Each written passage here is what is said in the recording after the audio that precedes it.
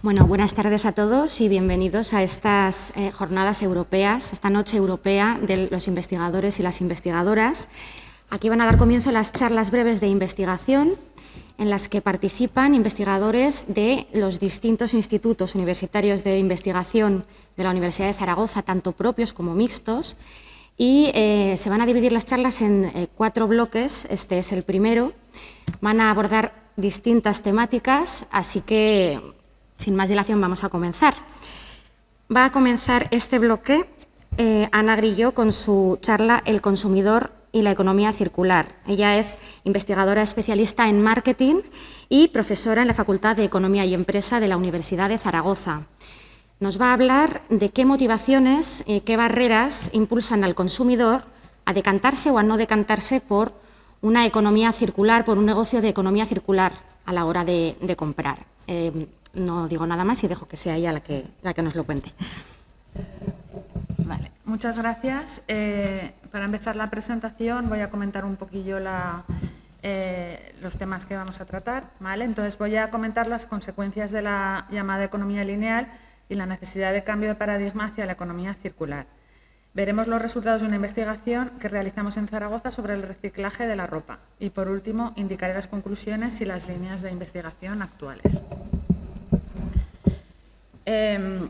Durante mucho tiempo, los productores y consumidores han adoptado el sistema de toma de recursos, fabricación, uso y desecho de la economía lineal, en el que se extraen grandes cantidades de recursos no renovables para fabricar productos que los consumidores utilizamos pocas veces, después de lo cual estos materiales se eliminan en vertederos creando residuos, ¿vale? Es lo que llamamos la economía lineal, que se basa en una mentalidad industrial que considera que los recursos son ilimitados. Se extraen continuamente recursos del planeta sin planes para la reutilización o regeneración de los sistemas naturales. La consecuencia de todo esto es que prácticamente el 80% de las materias primas se eliminan después de un único uso, esto que crea graves impactos negativos en el medio ambiente, la economía y la sociedad. Vale. Ahora me voy a referir a algunos indicadores que tienen que ver con el sector de la moda, para que veamos en todas las etapas de la economía lineal, en el modelo lineal, el impacto que tiene esta forma de fabricar, ¿vale?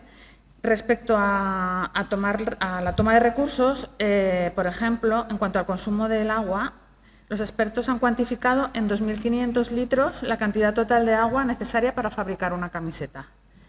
Esta cantidad se eleva a 7.000 litros en el caso de fabricación de un pantalón vaquero. ¿Sabíais que esta cantidad ronda los litros de agua que un ser humano bebe durante 10 años? Pues eso es lo que lleva cada pantalón que llevamos puesto, ¿vale? Más cifras. En cuanto a la fabricación, un indicador significativo puede ser la emisión de gases de efecto invernadero, ¿vale? Entonces, los procedentes de la producción textil ascendieron a 1.200 millones de toneladas de dióxido de carbono. Para hacernos una idea, es mayor que los vuelos y el transporte marítimo internacionales combinados. En cuanto a la etapa de usar, ¿vale? En el año 2015, el consumo mundial de prendas de vestir fue de 62 millones de toneladas para una población de 7.300 millones de personas, aproximadamente 8,5 kilos por persona. En la previsión del Global Fashion Agenda para el año 2030, este consumo va a alcanzar los 102 millones de toneladas. Esto está motivado principalmente por la demanda de los países asiáticos. Esto implicará un incremento del 63%, que para una población estimada por Naciones Unidas de 8.600 millones de personas para el 2030 supondrá un consumo promedio de 11,6 kilos por persona. Consumiremos más y seremos más, ¿vale? Por último, desechar. La Unión Europea estima que en 2017 en Europa se consumieron cerca de 26 kilogramos de productos textiles por persona.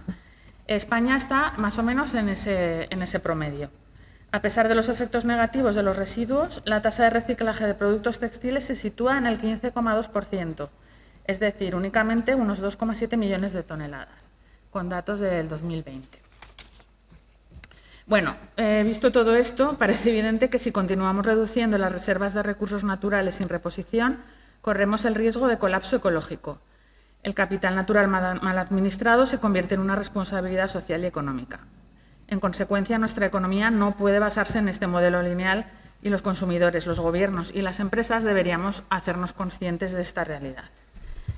Bueno, por todo esto, en este marco de escasez y agotamiento de los recursos, hay una amplia corriente de académicos que propugnan un cambio de paradigma hacia el concepto llamado economía circular.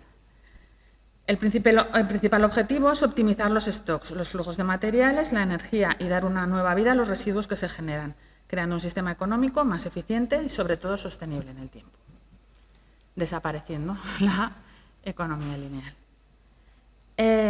Como vamos a ver, en cuanto al concepto de implicaciones, no es sencillo de definir lo que es la economía circular. No existe un consenso claro, ya que, por ejemplo, como destacó Kircher, la economía circular significa muchas cosas diferentes para diferentes autores. Entonces, voy a hacer brevemente aquí pues comentar algunas cosas sobre este concepto, ¿vale? Lo primero, el concepto paraguas. Muchos investigadores han aportado diferentes definiciones sobre este concepto de economía circular. Esto provoca que se pueda incluir dentro de lo que se llama un concepto paraguas. Los conceptos paraguas surgen cuando un campo disciplinar carece de teorías orientadoras o de un paradigma de desarrollo. ¿Vale? Entonces, aquí hemos seleccionado una definición que la realizó este autor, este académico, Kircher, tras analizar 117 definiciones de economía circular. Pues las agrupó de la siguiente, llegando a la que vemos ahí. ¿Vale? Entonces vemos una economía circular, describe un sistema económico que se basa en modelos de negocio que reemplazan el concepto de fin de vida por reducir, reutilizar, reciclar y recuperar materiales en los procesos de producción y consumo. Opera a nivel micro, meso y macro, y el objetivo es lograr un desarrollo sostenible. Más que por su definición, todos tenemos más conocimiento, más referencia de la economía circular, por lo que se conocen las 3 Rs, que se relacionan con las 3 principales acciones que desarrolla: reducir, reutilizar y reciclar. Y son los que hacen tangible este concepto complejo de economía circular. Así, muy brevemente, reducir, el objetivo es minimizar el aporte de energía a materias primas y residuos generados en el sistema a través de la mejora de la eficiencia de los procesos productivos. Reutilizar, referido a toda operación por la cual los productos o componentes que no son desechos se utilizan de nuevo con el mismo fin con el que fueron concebidos. Y reciclar, se refiere a toda operación de recuperación mediante la cual los materiales de desecho se reprocesan en productos, materiales o sustancias. ¿Vale? El concepto recuperar lo incluyó la Unión Europea en el 2008. ¿Vale? Entonces, de las 3 Rs, pues hay hasta 9 Rs, pero ahora se hablan pues de estas 4 Rs. Bien. Si echamos un vistazo así rápido a esta definición, vemos que la literatura especializada plantea la economía circular desde el punto de vista, como veis al principio, sistema económico basado en modelos de negocio, es decir, desde la oferta. Se considera que los consumidores somos receptores pasivos y racionales que seguirán las etiquetas y otras señales del lado de la producción al tomar decisiones. No obstante, hay que tener en cuenta que la economía circular se traduce en cambios significativos en la vida cotidiana de las personas. Por ejemplo, renunciar al requisito de propiedad y al de novedad, y adoptar comportamientos como reparar y devolver bienes.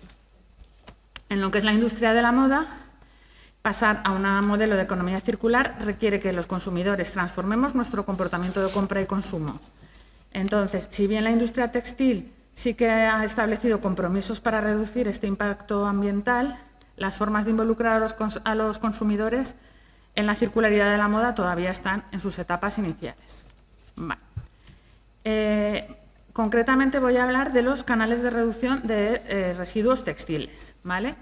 La literatura especializada establece básicamente 4 canales: reventa, intercambio, donación y desechar.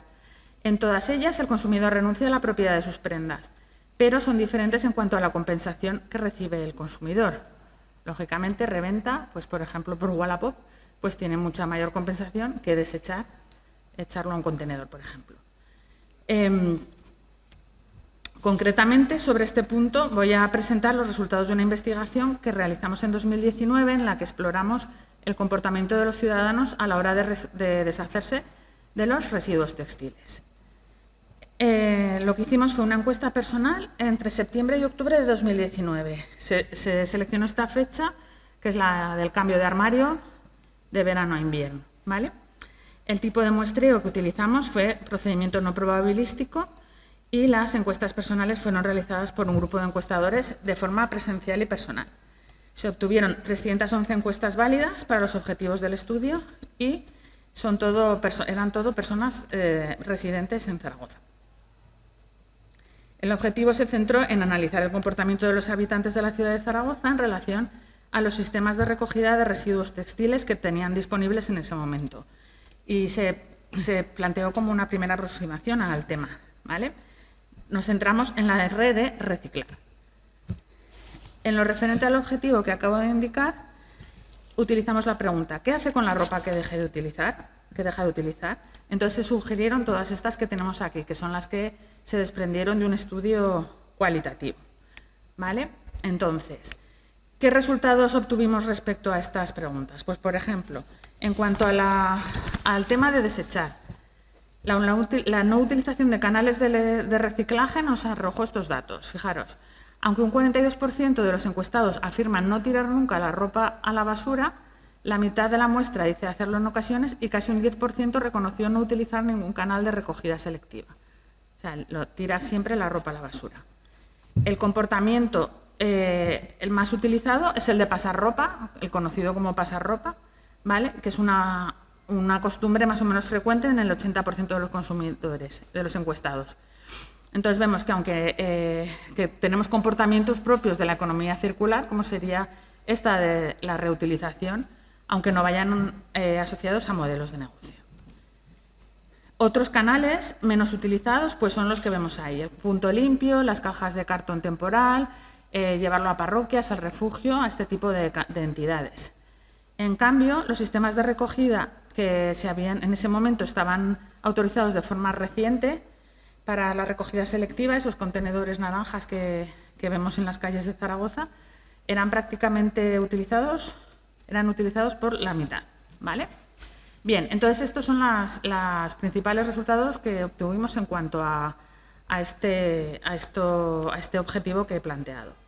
Como conclusiones principales, podemos destacar el hecho de que muchos indicadores ambientales ponen en evidencia la necesidad de evolucionar hacia modelos de negocio y de consumo más sostenibles, y que en el estudio realizado hemos comprobado que los consumidores tenemos comportamientos sostenibles, como es el de pasar ropa, aunque todavía hay mucha ropa que termina en la basura.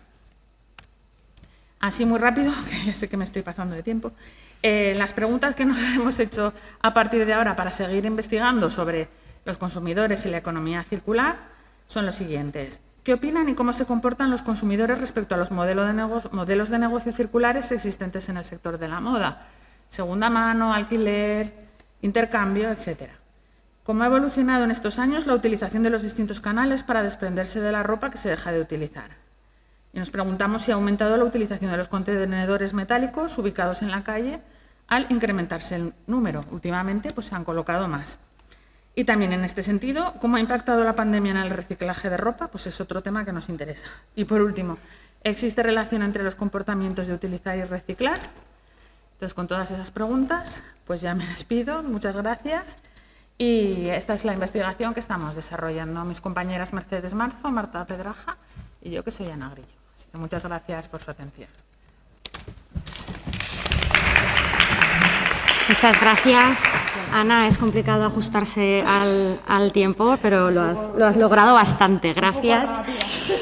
Ana es, que no sé si lo he dicho antes, investigadora perteneciente al Instituto Universitario de Investigación en Empleo, Sociedad Digital y Sostenibilidad, el IEDIS. Ahora damos paso a la siguiente charla a cargo de Ana Suñer. La charla se titula «Ese edificio siempre ha estado ahí. Zaragoza ayer, hoy y mañana». Ana es investigadora del Instituto de Patrimonio y Humanidades y profesora de Historia del Arte en la Universidad de Zaragoza. Nos va a hablar sobre la necesidad de reivindicar nuestro patrimonio, la importancia de cuidarlo y de conservarlo a través de algunos ejemplos representativos de monumentos y de edificios. Gracias. Adelante. Ante esto ya... Ya me he quedado sin palabras, realmente, después de la presentación, después de esta entrada. Muy buenas tardes a todas y a todos. Y gracias por por formar parte de este grupo, ¿no? Que estamos aquí, además, lo comentábamos antes, de charlas tan diferentes y yo creo que tan interesantes, ¿no? Todas ellas, tan distintas. Bueno, por mi parte, bueno, como ya se ha señalado mientras estoy abriendo el PowerPoint, soy Ana Sion, pertenezco al Instituto de Patrimonio y Humanidades. Hoy, de hecho, vengo en representación del Instituto de Patrimonio y Humanidades y también trabajo como profesora en el Departamento de Historia del Arte. ¿Cuál es mi cometido en el día de hoy? Pues, por supuesto, lo que querría hablarles es de patrimonio. Y de patrimonio, además, no en todas sus variantes, porque el patrimonio es muy rico. Sobre todo, pues bueno, podemos encontrar... Voy a hacer el gran bloque, ¿no? El patrimonio material, en el que tenemos, pues, por ejemplo, un cuadro de Goya, pero también el patrimonio inmaterial, donde tenemos la Jota, ¿no? Por poner ejemplos más de aquí. En este caso, he querido titular esta pequeña charla, Ese edificio siempre ha estado ahí, Zaragoza, ayer, hoy y mañana, porque precisamente yo creo que analizando un poco, pues, edificios que todos conocemos, que los vemos por la ciudad, que nos resultan familiares, podemos concienciarnos mucho de la importancia que tiene ese patrimonio y lo que supone para nosotros como individuos y también como sociedad, como colectivo. Entonces, lo he centrado en la ciudad de Zaragoza, como ya digo, ejemplos que todo el mundo vamos a conocer, y de hecho lo que me gustaría es alternar esta charla un poco magistral con un poco de interacción también y de participación, porque voy a proponerles un pequeño juego que ya iremos viendo.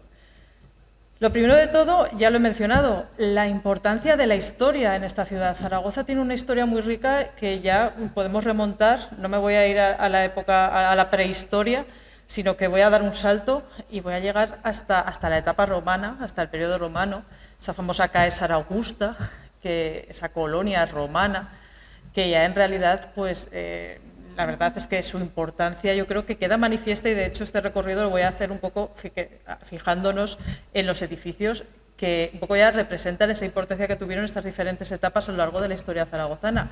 ¿Qué nos queda de Caesar Augusta? Pues tenemos el teatro romano, tenemos las termas, el puerto fluvial, el foro. Bueno, vemos como realmente ya nos están diciendo que fue una época muy importante para nuestra historia. También, por supuesto, insisto, no es lineal, pero me estoy saltando de forma premeditada ya pues, las distintas etapas, ¿no? Que llega después también, o un poquito más adelante, en el año 714, encontramos pues, la llegada de esa Zaragoza musulmana, que un poco nos ha dejado también pues, edificios paradigmáticos que nos muestran también el esplendor que vivió nuestra ciudad en aquellos momentos. La Aljafería, sin lugar a dudas, pues quizás es el edificio más importante, más representativo, y que, insisto, de nuevo nos están indicando ese periodo de esplendor de Zaragoza. Seguimos avanzando y lo vemos también a través de nuestros edificios, que es el objeto que ahora mismo en la charla de esta tarde pues, tiene nuestra atención. Seguimos avanzando porque después de época musulmana y con la llegada también de nuevo la reconquista, la llegada de los cristianos, el arte mudéjar, tan importante también para nuestra comunidad, también para Zaragoza, y la llegada del siglo XVI y una denominación que a mí me gusta mucho, que es esa Zaragoza como la Florencia española, precisamente por todo lo que se construyó, esos palacios renacentistas preciosos que pueblan todo nuestro casco histórico, y la lonja, por ejemplo, también.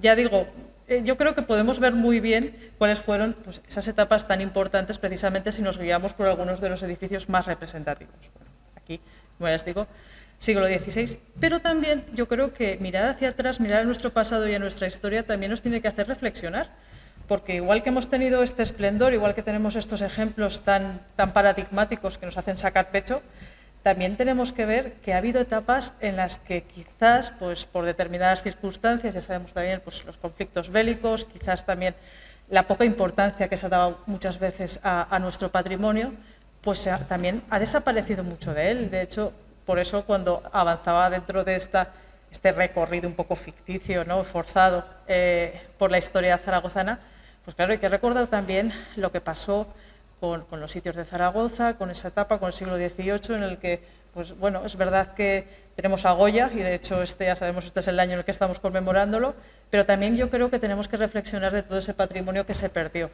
¿no? Y todo lo que perdimos como ciudad en aquellos instantes, precisamente para lo que decimos siempre, ¿no? Para no volver a caer en los mismos errores de nuestro pasado.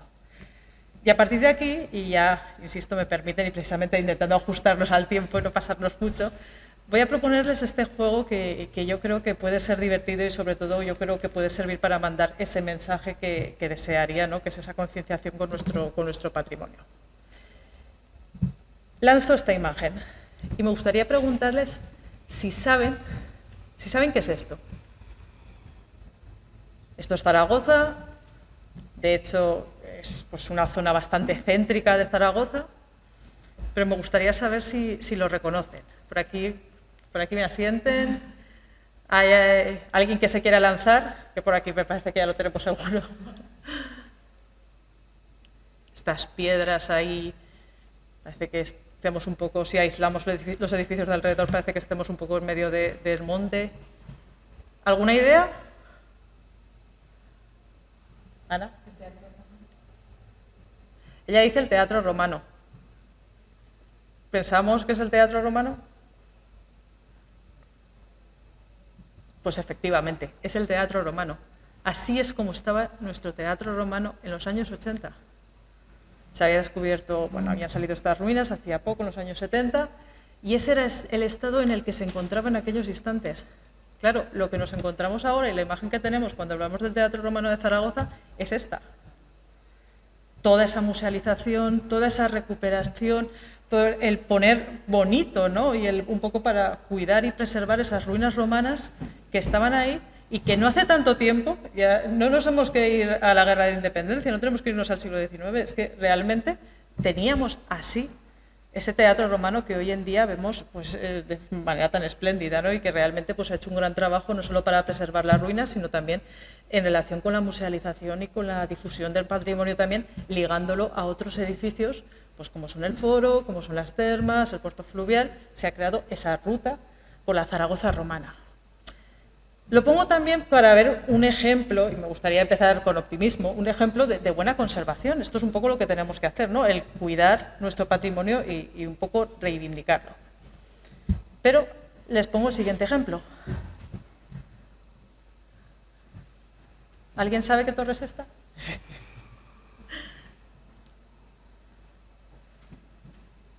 ¿A alguien le suena esta torre? Tenemos muchas torres así. Esta, no sé yo. Si hemos pasado por alguna torre parecida o alguna torre que nos suene, que se parezca a esta. Venga, alguien que se lance, aunque estamos aquí para equivocarnos también y para aprender. Si no, Ana. ¡Ay, sí!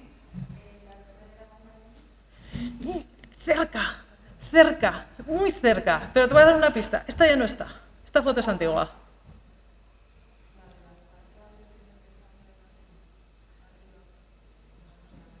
La Torre Nueva. La Plaza San Felipe, ¿no? Sí. Esta es la Torre Nueva. Y esta foto ya no existe porque esta torre se derribó en el siglo XIX. Esta torre, pues yo creo que pueden observar bien esa inclinación, ¿no? Que es evidente, que resulta evidente para esta torre, y que realmente en su momento pues, generó mucha controversia. Hubo personas que pues, bueno, apostaron porque que la torre fuera derribada para no crear mayores problemas. Pues, claro, no vaya a ser que se derrumbe y que haya alguna catástrofe en lugar de conservarla, porque realmente y en realidad, estoy haciendo también una versión muy rápida de esta historia, es muy complicada, es muy larga, pero simplemente, pues bueno, como ya sabemos, hay intereses económicos que al final son los que acaban moviendo estas cosas, no hay una concienciación real sobre el patrimonio, en aquellos momentos no lo había y pudieron esos intereses económicos y realmente pues, se cometió un turricidio. Vale, perfecto. Y esto es lo que nos encontramos ahora, la silueta de lo que fue, pero ya no tenemos esta torre nueva, ¿vale? Tenemos a ese señor que mira y recuerda lo que fue en su día. Y aquí ya vamos a meter el dedo en la llaga, ya llegando al presente. Pasamos el pasado, presente y futuro, ¿no? Resulta evidente, esta es una foto antigua, pero esta es una foto más reciente. Aquí no hay juego porque, bueno, todos conocemos y hemos pasado por el centro, conocemos el Cinema Elíseos, pero sí que quería traer este ejemplo realmente porque es un tema que está siendo muy de actualidad, y es el hecho de que estos cines, que son los cines que se inauguraron en 1944, que eran los únicos que quedaban, ¿no? En Zaragoza hubo muchísimos cines, pero eran los únicos que quedaban tal y como se plantearon en su día. Yo lanzo la pregunta, ¿piensan que realmente tendríamos que conservarlos, que tendríamos que darle utilidad? Por favor, quiero un asentimiento general, reclamo un asentimiento general, porque lo que hemos conseguido es esto. Van a convertirse en un McDonald's. Van a convertirse en un McDonald's. Los cines también son patrimonio, ¿vale? No solo hay que pensar en la Torre Nueva, que también está muy bien, Teatro Romana, los cines, los espectáculos, los teatros. No he traído el ejemplo de Teatro Freta, que también podría haberlo traído, pero también son patrimonio, también tenemos que cuidarlos también, como ya digo, como sociedad. Y ya para terminar, porque ya digo que esto es un recorrido muy rápido, simplemente yo quería lanzar también, porque hablar de futuro también es hablar y el plantearnos qué vamos a hacer con un patrimonio que hemos construido ahora en el presente. Sabemos que es 2008, han pasado ya 13 años, pero ¿qué va a pasar con esto? ¿Qué va a pasar con la Torre Nueva, por ejemplo? Que ya forma parte de nosotros como ciudad, como parte de esa población que la habita. Ahora está muy bien, ¿no? Pero tenemos que plantearnos qué va a ocurrir, porque tampoco tiene uso hoy en día. Y de hecho lo traía también, porque aparte del ejemplo de la Torre Nueva, quería traer el pabellón Puente, que este es un poco el estado en el que está. Está vandalizado porque no hay un cuidado, porque realmente pues un poco se ha dejado. Y claro, eso es como está ahora. ¿Qué va a pasar dentro de unos años? ¿Qué puede pasar con esa Torre Nueva? ¿Vale?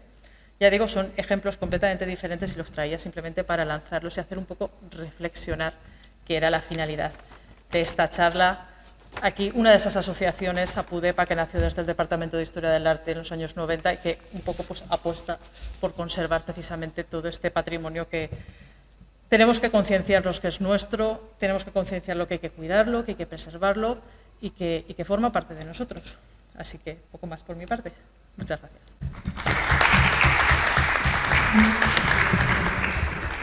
Muchísimas gracias, Ana. Nos has concienciado a todos. Gracias.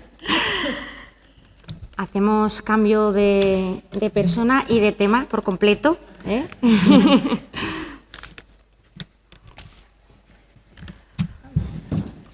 María Valeria Blanco va a ser quien nos haga la siguiente intervención acerca de materiales naturales y sustentables para baterías de litio.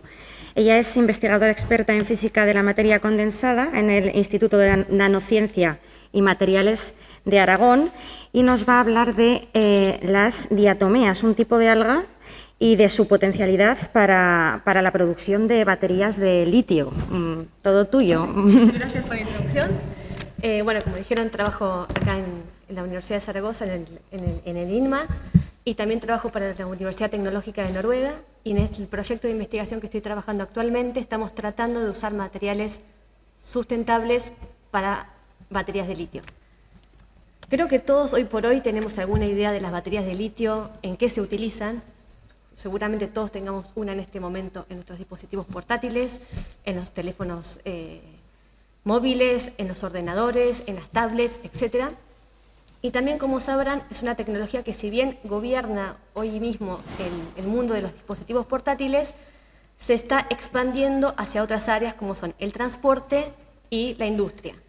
Y hay un objetivo de la Unión Europea que es la decarbonización de la industria del transporte, o sea, pasar de los combustibles fósiles hacia el uso de energías renovables, y las baterías de litio-ion son una tecnología muy favorable para eso porque nos permite almacenar la energía que se produce de manera renovable por fuentes intermitentes y utilizarla después en otros dispositivos. Por lo cual su expansión, o sea, cada vez vamos a tener más baterías de ion litio. Bueno, no sé si sabrán más o menos cuál es el principio de su funcionamiento, cuáles son sus componentes, pero para decirlo muy sintéticamente, tiene 3 componentes principales.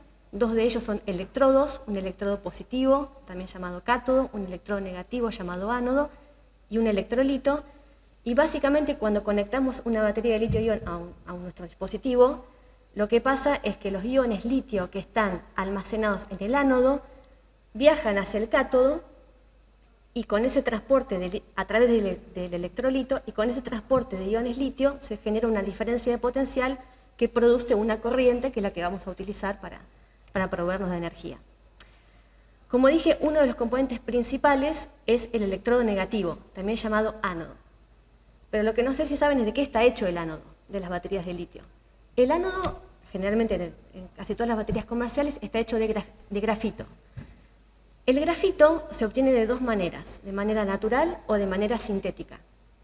El grafito obtenido de manera natural es a partir de la minería y trae aparejado una contaminación del aire bastante importante, incluso generación de lluvia ácida en lugares locales, y también la minería produce problemas de salud para los trabajadores que están en contacto con material particulado y gases que se emiten. Y la otra manera de producirlo es de manera sintética, a través de tratamientos térmicos de productos derivados del petróleo. Pero volvemos a lo mismo, porque el petróleo justamente era de lo que queríamos deshacernos.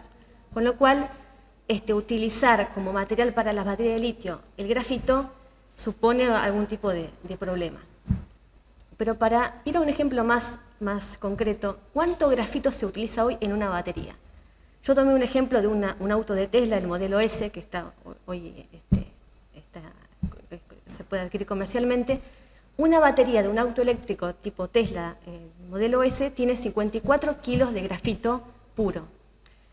Hoy por hoy, el parque automotor eléctrico es de 10 millones de autos eléctricos. Y se estima que en 20 años el número de autos eléctricos va a crecer a 900 millones. Y estamos hablando solamente de autos eléctricos, pero las baterías también se van a usar en otras áreas del transporte, incluso también en áreas de la industria. Por lo cual, tomamos alguna dimensión ahora de cuánto grafito vamos a necesitar en el futuro, que es realmente muchísimo, y entonces nos pone esto en un punto de decir, ¿por qué no exploramos algún otro material que no sea el grafito para ánodos de baterías de litio? Porque claramente esto va a ser un problema. El desafío de hoy por hoy es sustituir el grafito por otro material. Un material que tenga las propiedades electroquímicas que se necesita para ser un ánodo de una batería, pero también que no sea contaminante, que sea abundante y también que sea barato, porque si no es barato tampoco nunca va a ser aplicable. Desde hace algunos años se está proponiendo el uso de materiales en base a silicio que tienen propiedades electroquímicas superiores al grafito y que también se puede obtener de fuentes más naturales. Entre ellas está el óxido de grafito, también llamado sílice, que se puede obtener de las algas diatomeas.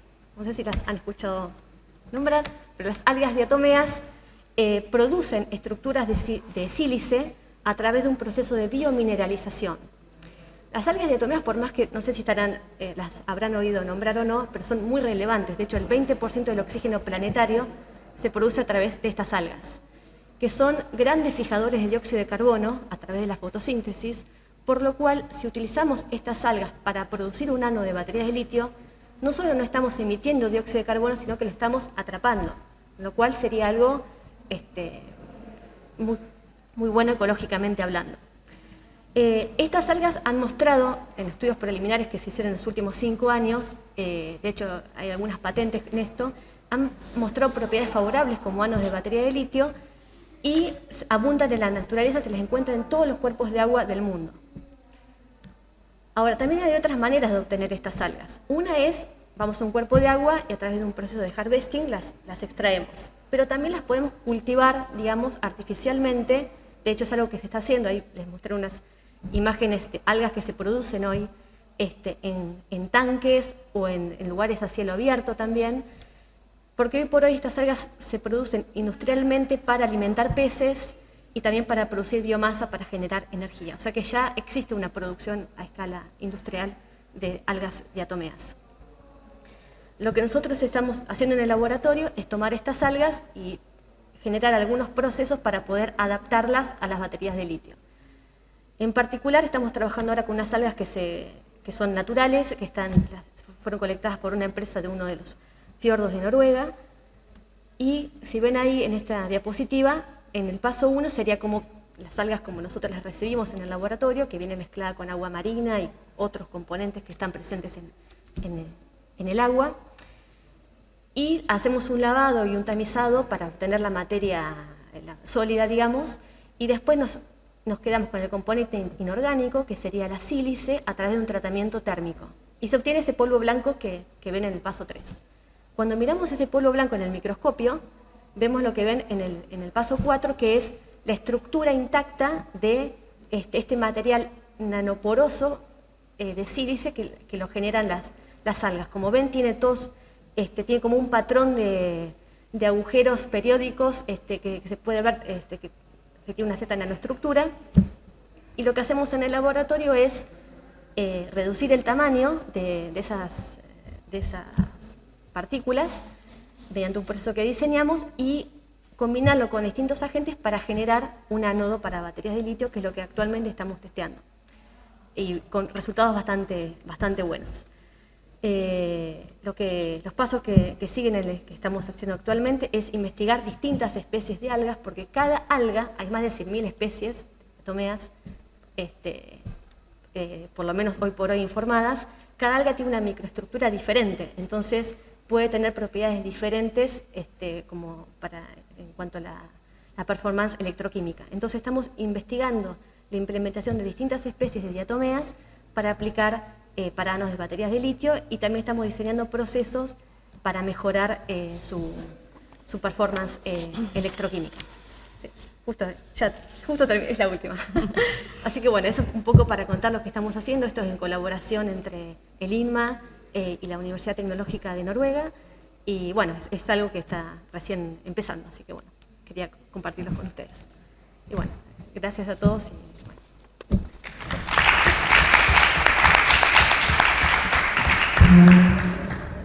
Muchísimas gracias, interesante. Recibimos ahora al siguiente y último ponente de este bloque. Él es Alfonso Ortega Jiménez, es investigador especializado en tecnologías del habla y el lenguaje en el Instituto de Investigación en Ingeniería de Aragón. Y va a hablarnos, a través de su charla Rincón Europeo Esperanto, Inteligencia Artificial para Tecnologías del Habla con Bajos Recursos, va a poner de manifiesto, entre otros asuntos, los problemas derivados de la ausencia de datos para el desarrollo de este tipo de tecnologías del habla. Bueno, sin más dilación, le damos paso. Pues bien, muchas gracias y buenas tardes a todos. Como han dicho, mi nombre es Alfonso Ortega y yo pertenezco al grupo de investigación Vivolab del Instituto de Investigación en Ingeniería de Aragón. Y hoy venía a hablar un poquito, en un salto ya de tema también, con respecto a las dos anteriores charlas, de las tecnologías del habla, un poco qué son, cómo funcionan, cuáles son sus bases y qué problemas nos encontramos cuando queremos desarrollar este tipo de tecnologías con bajos recursos, cuando no tenemos muchos recursos para trabajar en ellas, ¿no? Ese reto es el que afrontamos dentro del proyecto Esperanto, un proyecto financiado por la Comisión Europea y que estamos trabajando en ello junto con otros compañeros de viaje. Para empezar, ¿qué son eso de las tecnologías del habla? ¿De qué estamos hablando, verdad? Las tecnologías del habla forman parte de un conjunto de disciplinas. Bueno, todos conocemos más o menos los asistentes virtuales. Hemos oído hablar de ellos, a veces hemos interactuado con ellos. Son dispositivos o sistemas que van a hacer pequeñas tareas por nosotros, darnos información, controlar alguna parte de la casa, controlar nuestra agenda, y todo ello nosotros lo gestionaremos mediante nuestra propia voz. Bueno, pues las tecnologías del habla son aquellas que nos permiten desarrollar esos sistemas y esas tecnologías, esos dispositivos, ¿no? Pues aquí tenemos un poquito algunos ejemplos de asistentes virtuales.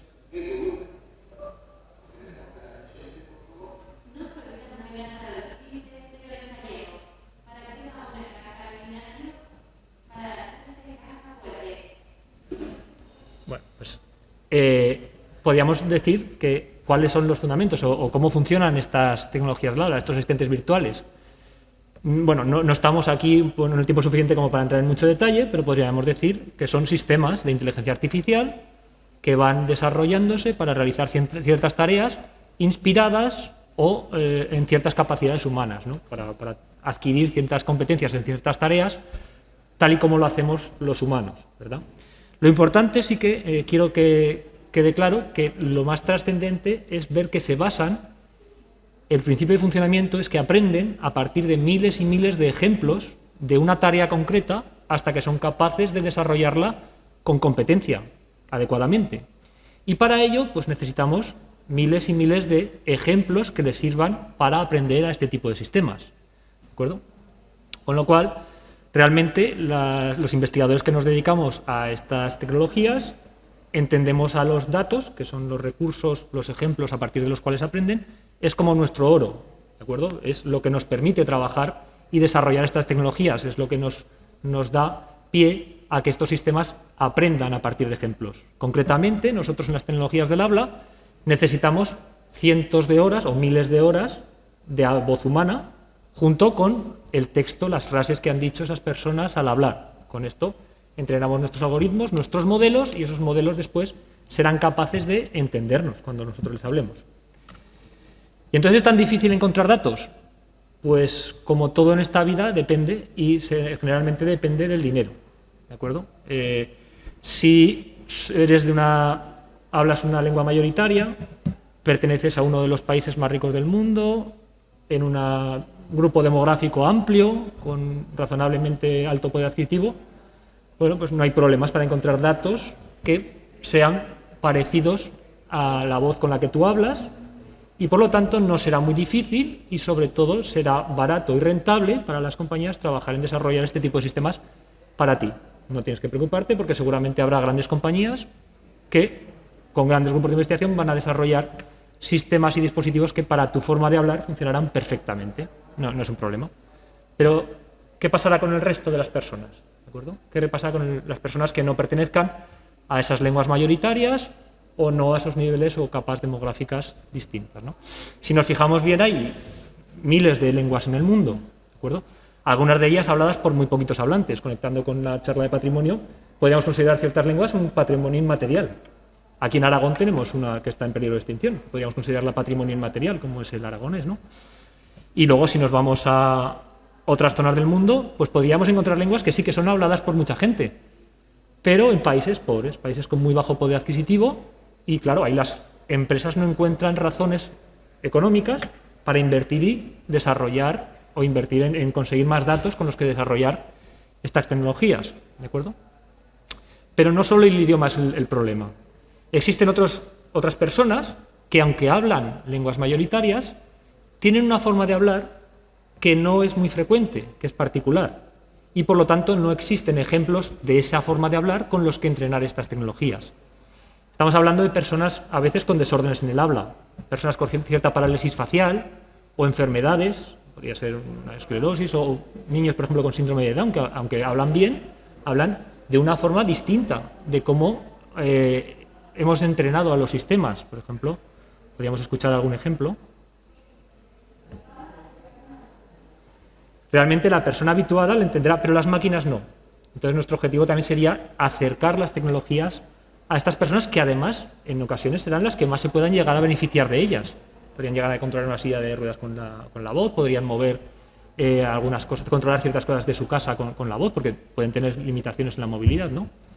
Estamos hablando también de ciertas tareas, a lo mejor, que podrían verse beneficiadas por el hecho de contar con estas tecnologías. Por ejemplo, si nosotros hablamos inglés, pero no de una forma muy correcta, y nos dirigimos a un asistente virtual que está esperando que hablemos en inglés, seguramente no nos entenderá, porque no somos hablantes nativos y ese dispositivo ha sido entrenado con habla generalmente de hablantes nativos, de habla que hablan razonablemente bien. Bueno, pues si tratamos de conseguir habla de hablantes no nativos, a lo mejor esos sistemas sean más competentes, se porten mejor con aquellos que no hablamos inglés tan bien como los hablantes nativos. Podríamos conseguir voces en tareas más concretas que nos permitan desarrollar herramientas útiles, como por ejemplo, podemos escoger y desarrollar herramientas, por ejemplo, para aprender una segunda lengua y centrarnos en conseguir voces de niños aprendiendo inglés y entonces hacer programas que les faciliten esa tarea de aprendizaje o, bueno, en otras muchas situaciones, ¿de acuerdo? Entonces, dentro de este proyecto nosotros nos hemos marcado un objetivo, que es luchar contra la discriminación que supone esta carencia de datos en lenguas minoritarias, en determinadas tareas, un poco más de nicho. Y esto lo haremos con dos acciones. Por un lado, trataremos de crear y recopilar cuantos más recursos, que en este caso son datos, mejor, tanto en lenguas minoritarias como en ciertas tareas muy específicas. En ese sentido, contamos con compañeros de viaje, con grupos de investigación de otras universidades y otros centros que se centrarán en adquirir voces en otras lenguas. Lo tendremos en Camerún, en Túnez, en Malasia, y van a grabar voces en muchas lenguas propias de esas zonas geográficas, ¿no? Pues ahí tenemos unas cuantas lenguas habladas en Camerún, en Malasia, etc. Por ejemplo, nosotros aquí también grabaremos voces un tanto especiales de pacientes, de personas con ciertos desórdenes en el habla, ¿de acuerdo?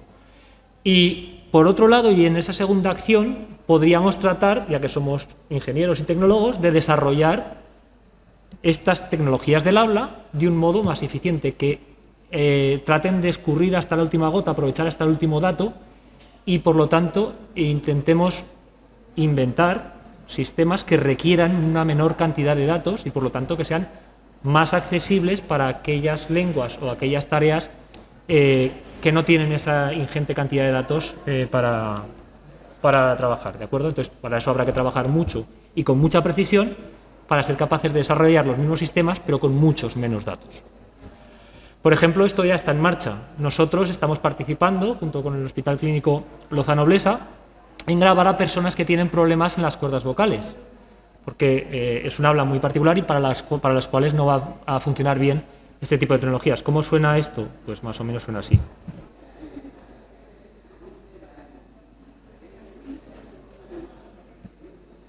No se oye muy bien. Bueno. Por ejemplo, en Argentina están grabando a niños aprendiendo inglés, con el objetivo de desarrollar tecnologías que faciliten la enseñanza y el aprendizaje de una segunda lengua. Y, por ejemplo, en Malasia están grabando a cuantas más personas mejor, cuantas más lenguas mejor, en ese objetivo también de preservar ciertas lenguas que están en peligro de extinción. Por ejemplo, en la isla de Borneo tienen un montón de muestras grabadas para desarrollar tecnologías en esas lenguas minoritarias o, aún no siendo tan minoritarias, sí para sectores de la población de bajo poder adquisitivo. Y ya para finalizar, pues comentar que esto está en el marco de un proyecto financiado por la Comisión Europea que llamamos Esperanto, en el cual participamos 19 instituciones, entre universidades, centros de investigación y empresas de 11 países, en 4 continentes, teniendo en cuenta que desde el país más al este, que es Malasia, hasta el centro que está más al oeste, que está en la Universidad de Chile, hay una diferencia horaria de 11 horas, con lo cual no es nada fácil organizar las reuniones. ¿Cómo vamos a hacer esto? A través de intercambios de investigadores y estancias cortas de investigación, de manera que, por ejemplo, investigadoras de Argentina vengan a Zaragoza y trabajen con nosotros en esos desarrollos tecnológicos con voces de personas con problemas de las cuerdas vocales, o, por ejemplo, investigadores de Zaragoza se irán a la República Checa o a Estados Unidos a trabajar en esos algoritmos para poder desarrollar tecnologías con una menor cantidad de datos. En total hay planificadas 69 estancias, que si las pusiéramos una detrás de otra, abarcarían 259 meses, es decir, un total de 21 años. Estaremos trabajando en ello y esperemos que salga algo interesante. Muchas gracias a todos. Muchas gracias, Alfonso. Muy rápidamente, si alguno tiene alguna pregunta para cualquiera de los 4 ponentes. Si no, damos por finalizado este primer bloque de charlas. Gracias a los 4 por trasladarnos vuestras investigaciones y gracias a vosotros por asistir. Gracias.